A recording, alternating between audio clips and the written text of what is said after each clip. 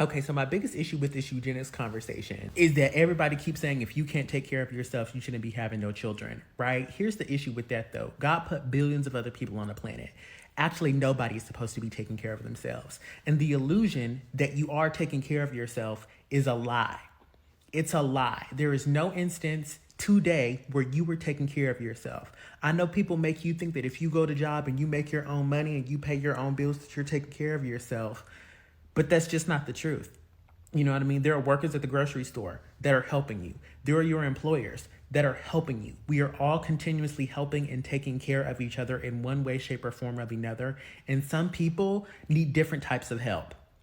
That's all that is, right? This eugenics conversation, because it is eugenics, you know what I mean? If you don't have money or if you're disabled, you shouldn't have children. That's a bunch of like personal opinion, but let's not have conversation about who can and can't have children, right? And let's not have it be if you can't afford, if you can't take care of yourself. We gonna have to come up with something else, right? We gonna have to come up with another reason. Because if the reason is you can't take care of yourself, then you shouldn't have children. No, that's not the case. What happened to offering these people help? Or we can act like community members.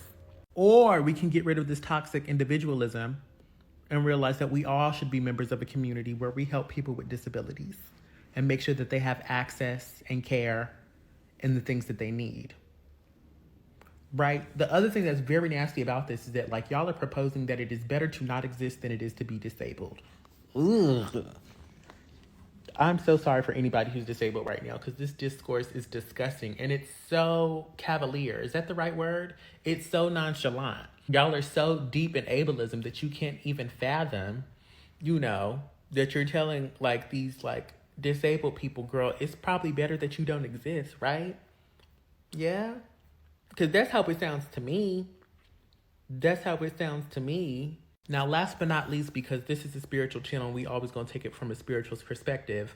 In some spiritual practices, it is said that people actually choose the lives that they want to live.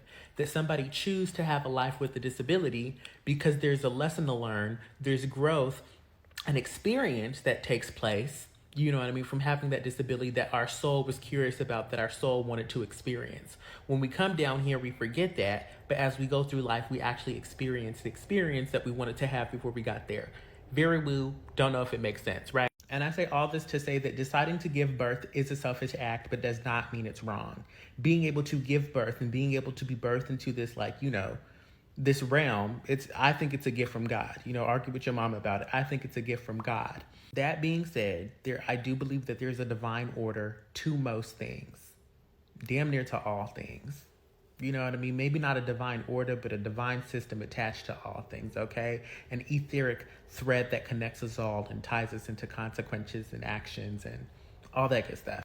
Right? But once we get into the habit of deciding, who can have children, who shouldn't have children, I feel like we start trying to play God. No tea, no shade. What we should be having like conversation is about how do we assist these people? How do we help them? Because again, the powers that be have convinced us all that there's not enough time, there's not enough resources, there's not enough helping hands to go around to help each other out, and it's a complete myth. It's a myth. You know what I mean? That gets us online fighting and arguing with one another and keeping us from helping one another out, which is what we're really here to do.